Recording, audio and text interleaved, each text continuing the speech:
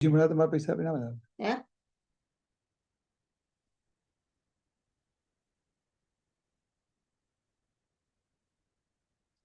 દંડવત દંડવત પ્રણામ. દંડવત પ્રણામ બાબુજી. અવાજ નહીં આવતો છે. અવાજ નથી આવતો. અવાજ નથી આવતો. આપતો અવાજ નથી આવતો.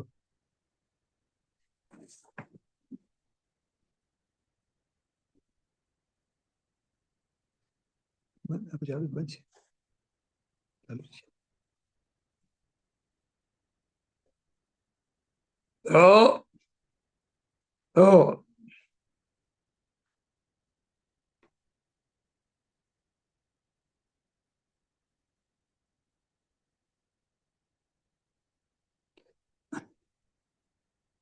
કેટલા જોઈન થયા છે?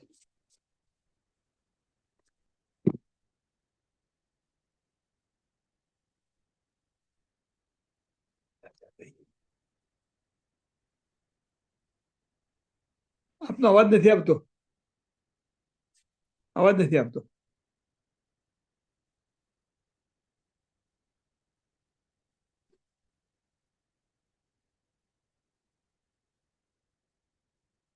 કારણ કે પછી મૂકે ને તો પેલા દીકરા અંદરથી લે ખબર પડે આપણે જઈને એટલે મેં ત્યાં મૂકે.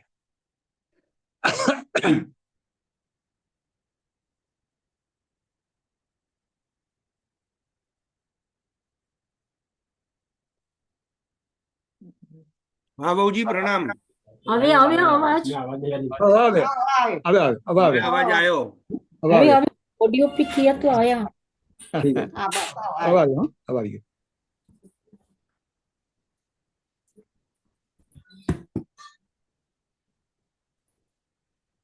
गोपाल बालम भुवनै कपालम संसार माया मति मोह जालम यशो विशालम शिशुपाल कालम बालम मुकुंदम मनसा स्मरामि प्रभुर्नंद कुमारो में स्वामिनी वृषभानुजा कृतार्थोऽहं कृतार्थोऽहं कृतार्थोऽहं न संशयः। આજે શ્રી ચંદ્રગોપાલજી મહારાજ શ્રીનો 80મો એટલે 79 પૂર્ણ થઈને અને 80મો જન્મ દિવસ જન્મ ઉત્સવનો દિવસ આજે આવ્યો છે. શ્રી મહારાજ શ્રીએ આપણે જાણીએ છીએ કે પોતાની 9મા વર્ષની ઉંમરથી 9નો આંકડો તો આમે શુભ હોય છે. એટલે સંપૂર્ણ જિંદગી ચંદનની જેમ શ્રી મહાપ્રભુજીના સિદ્ધાંતોને સમજીને સમજાવવામાં અને ચંદન જેવી રીતે સંપૂર્ણ ઘસીને પોતાનો વ્યય કરીને પોતાને કન્ઝ્યુમ કરીને અને જેવી રીતે પોતાની ગંધ સુગંધ સૌરભ સમર્પીને ઠાકુરજીને આહ્લાદિત કરે છે એવી રીતે શ્રી મહારાજ શ્રીએ વૈષ્ણવ સમાજને અને શ્રી વલ્લભ અને શ્રી વિઠ્ઠલેશ પ્રભુ ચરણને પ્રસન્ન કર્યા છે સેવા દ્વારા અને કથા દ્વારા. એવું નહીં કે એમને કેવલ પ્રવચન અથવા પ્રવાસ પક્ષે લીધો હોય, પર અડધો દિવસ અને જરૂર પડે તો સાંજે પણ સેવા અને કથા એમાં જ વ્યતીત કર્યો હતો. એમને પોતાના સ્વાસ્થ્યની પણ ક્યારે પરવા કરી નહીં.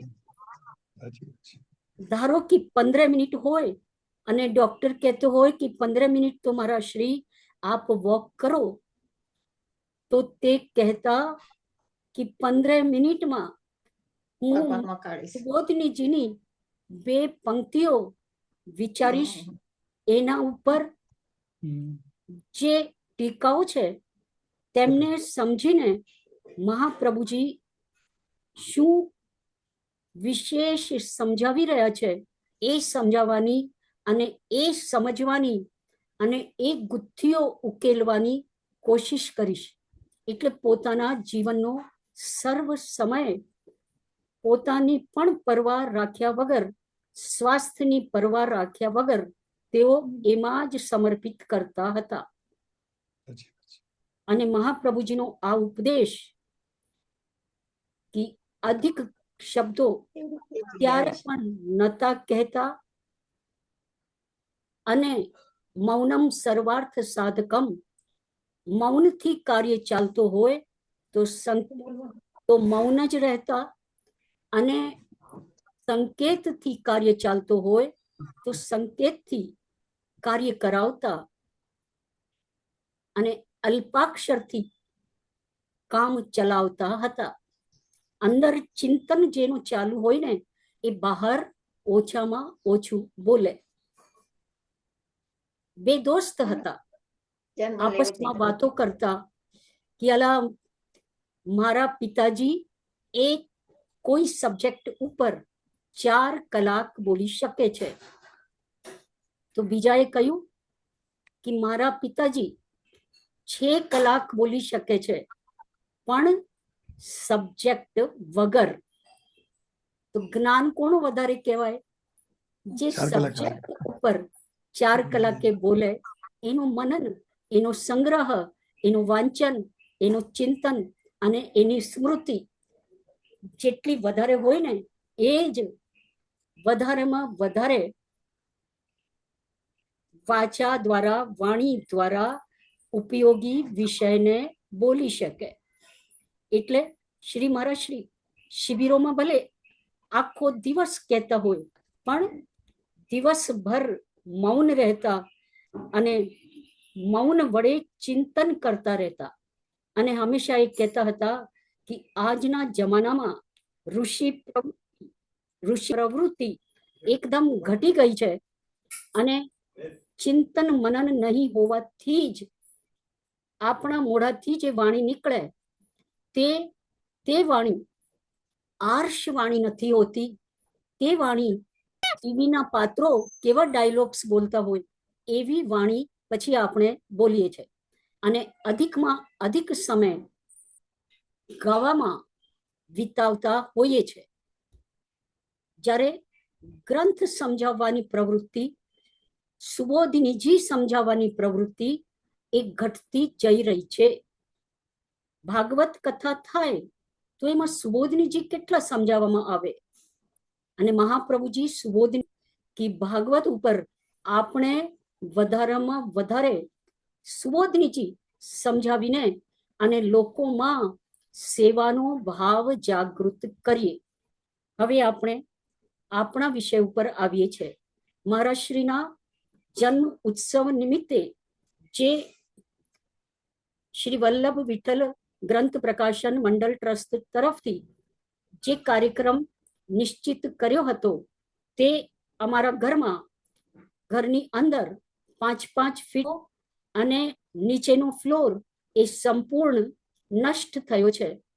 તો એમાંથી ઘરમાં ચારે બાજુ પુસ્તકો જ પ્રસરાયેલી છે અને એમાંથી ફરીથી અને આજે 20 દિવસ થઈ ગયા તો એ સેટ થવાયો નથી, કારણ કે પુસ્તકો સુકાતા નથી.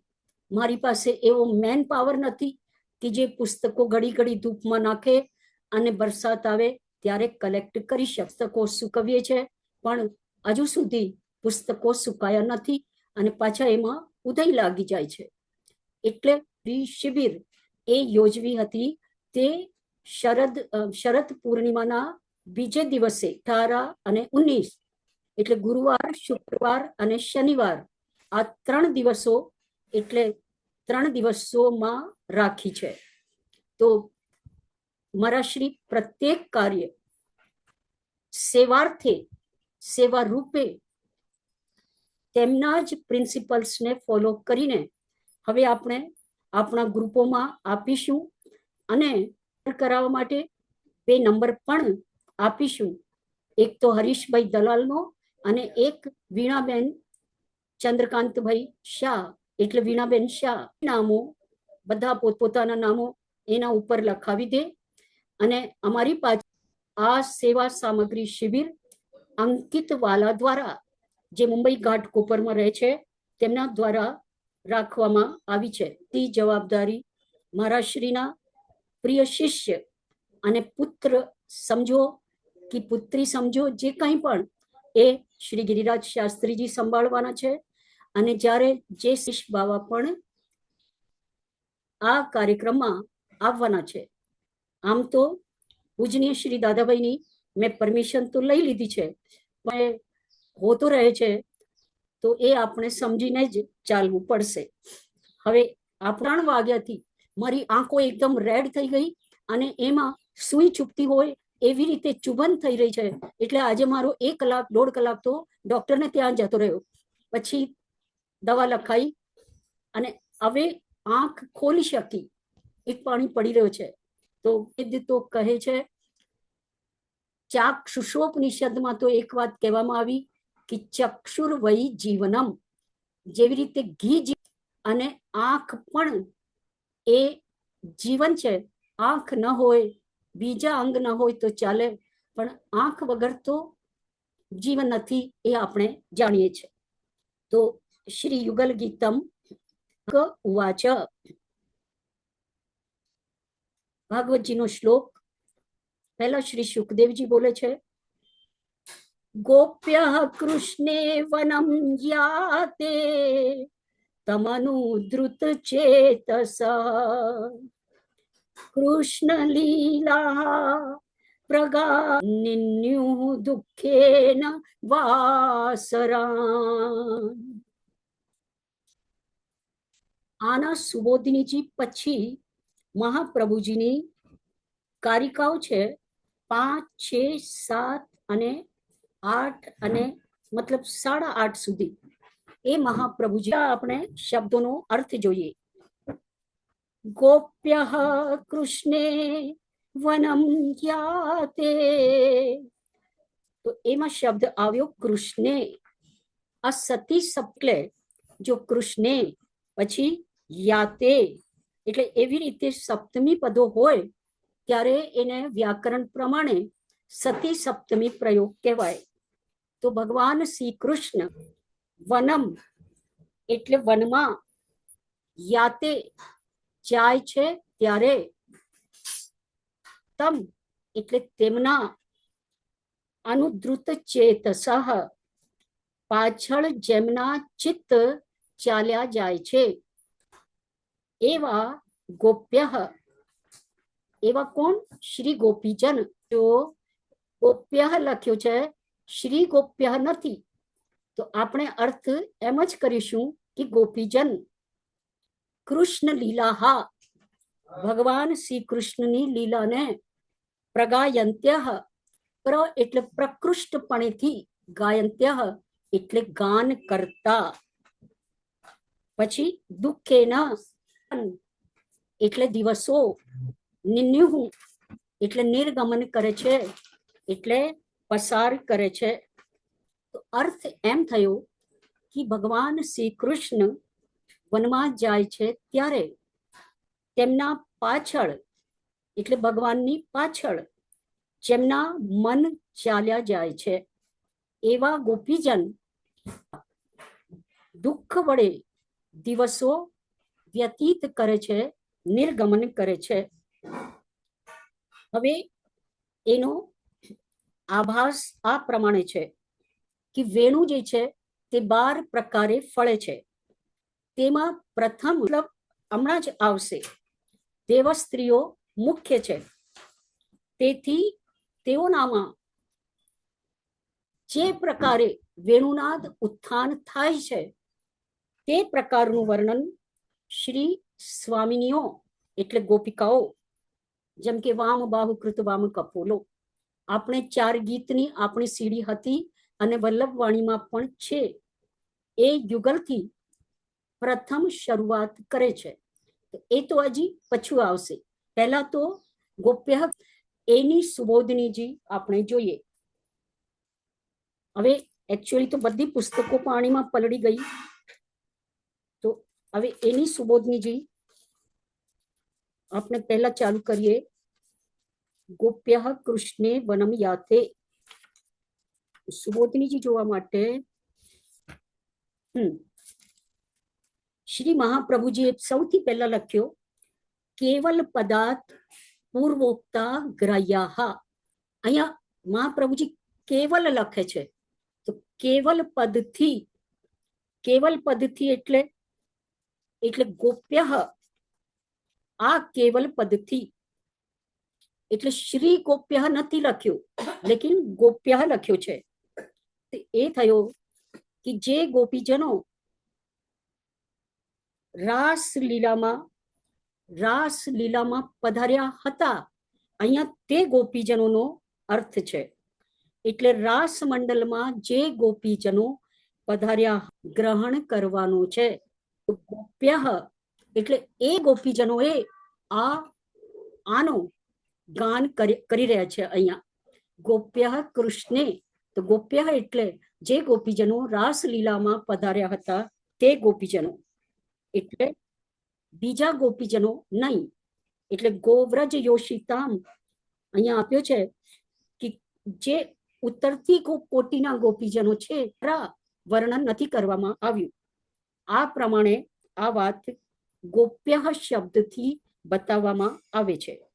આ ઉપરથી સ્પષ્ટ જણાય છે કે આ 32મા અધ્યાયમાં એટલે મહાપ્રભુજી 30 તો ગોપીજનો રાસ મંડળના અધિકારી જે ગોપીજનો છે, અને 31મા અધ્યાયના જે ગોપીજનો છે તે ગોપીજનો આ વાત નથી.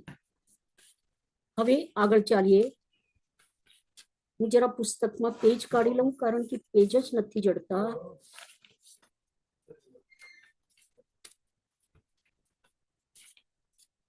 એક જ મિનિટ, પેજ જડી જાય. 307, 361, 362. હા,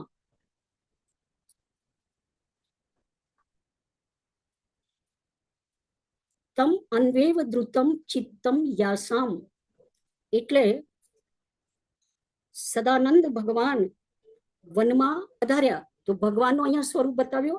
સદાનંદ કૃષ્ણ વનમાં ગયા ત્યારે ગોપીજનોનું ચિત્ત તેમની પાછળ ગયું. કે કોઈની પાછળ જાય છે તો આપણો એકલો મન જાય છે, અને મનથી આપણે વિચાર કરીએ છીએ કે આ અહીંયા ગયો હશે, આ આમ કરતા હશે, પણ આપણને પ્રત્યક્ષ દેખાતો પણ નથી અને પ્રત્યક્ષ સંભળાતો પણ નથી. લેકિન ગોપીજનોનો ભગવાનની પ્રત્યેક વસ્તુનો, પ્રત્યેક વાતનો, પ્રત્યેક ચેષ્ટાનો ચિત્ત ગ્રહણ કરવામાં સશક્ત હતો. ભગવાનની પ્રત્યેક વસ્તુનો એ ગ્રહણ કરી શકતા હતા, કારણ કે દુનિયાની પ્રત્યેક વસ્તુને ગ્રહણ કરવામાં અશક્ત હતા. આપણે પેલા બ્લેક હોલનો નામ સાંભળ્યો છે. સૂર્ય જ્યારે ઠંડો પડે છે ત્યારે આકાશમાં એની પાસેથી અગર કોઈ પણ કિરણ સૂર્યની જાય છે તો એને ભેદીને એમાં જઈ શકતી નથી. એટલે સૂર્યની કિરણ ગમે તેટલી પાવરફુલ હોય પણ પેલા બ્લેક હોલમાં જેમ પ્રવેશી શકતી નથી, એવી રીતે સંસારની કોઈ પણ વસ્તુ ગોપીજનોના ચિત્તમાં પ્રવેશી શકતી નથી. શ્લોકમાં એટલા માટે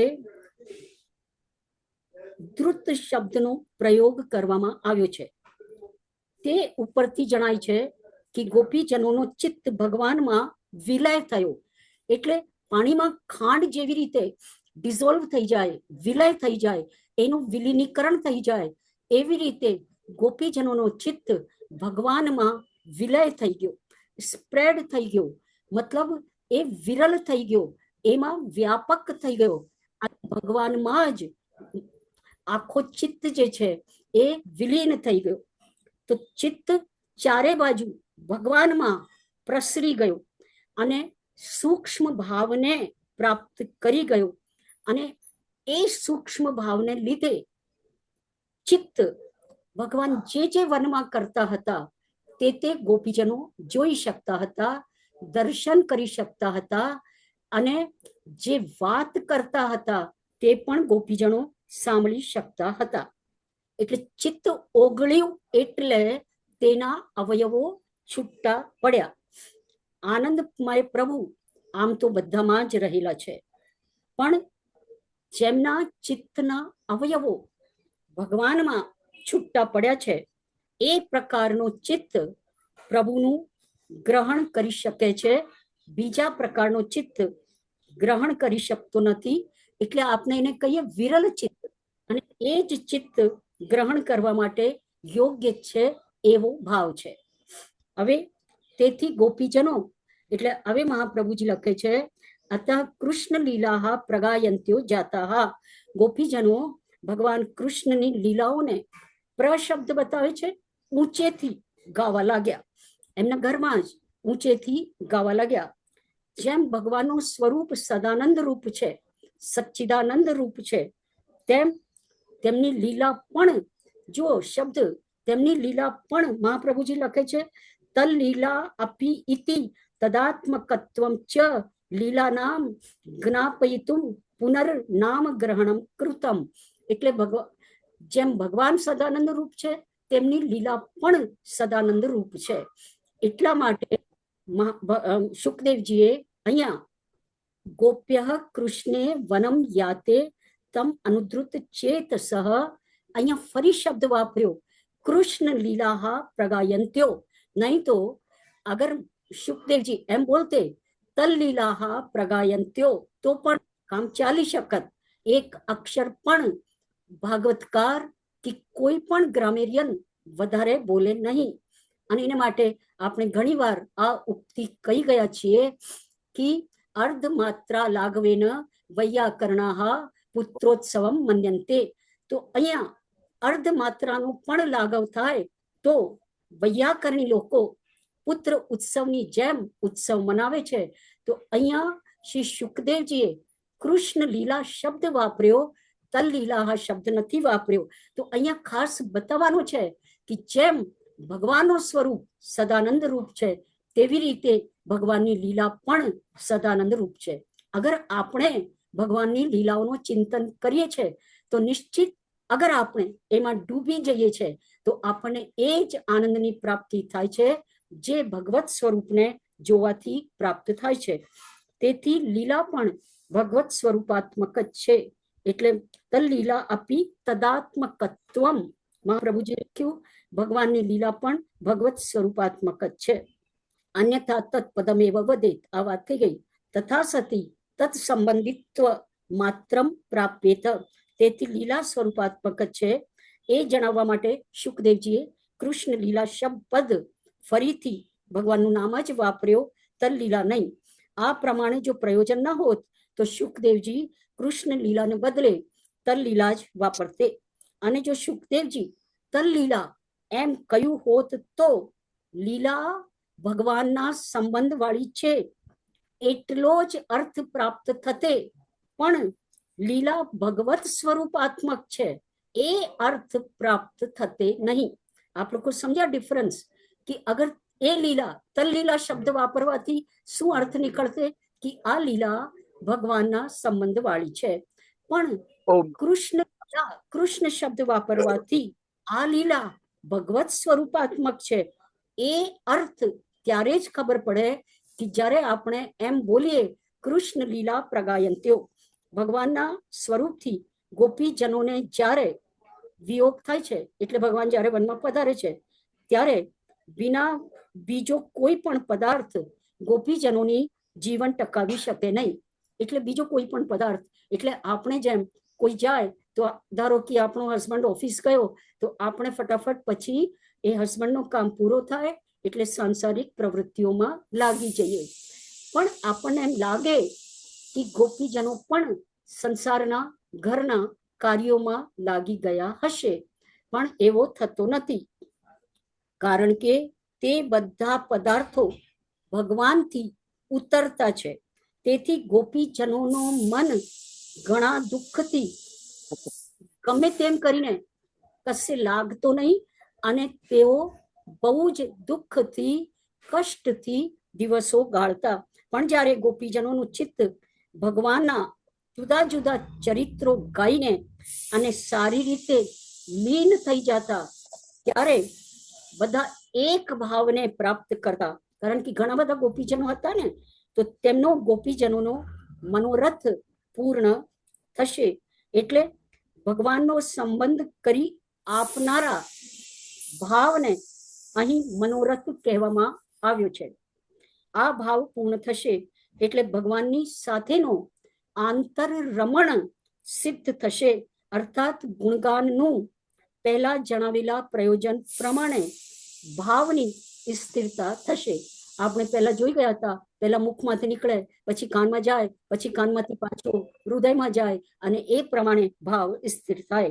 હમણાં તો બધી જ સામગ્રી એકવાર તો છિન્ન ભિન્ન થઈ ગઈ, તેથી ગોપીજનો દુઃખથી દિવસ કાઢે છે.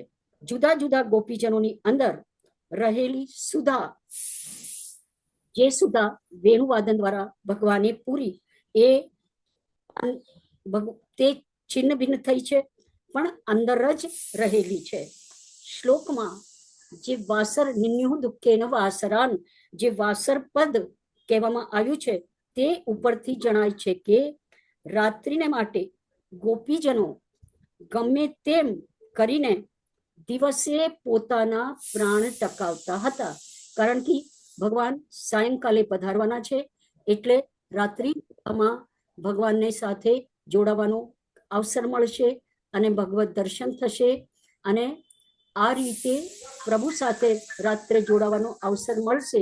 એટલે લીલાગાન કરતા, ગુણગાન કરતા ગોપીજનો પોતાનો દિવસ પસાર કરતા. આજે મારા 10 મિનિટ મોડા થઈ ગયા છે, પણ આ શ્લોક પૂરો કરીને અને પછી મહાપ્રભુજીની કારિકાઓ આવશે. તે કારિકાઓ ફરી આવતા શનિવારે. હવે અહીંયા આટલો જ કહીને હું વિરામ લઉં છું. શાસ્ત્રીજી મોડો થઈ ગયો જરા. ના બહુજી, શું કહે પ્રણામ. છે? હા, બસ આશીર્વાદ. અહીંયા જેટલા વૈષ્ણવો છે બધાને આજના દિવસની ખૂબ ખૂબ વધાઈ, ખૂબ ખૂબ વધાઈ.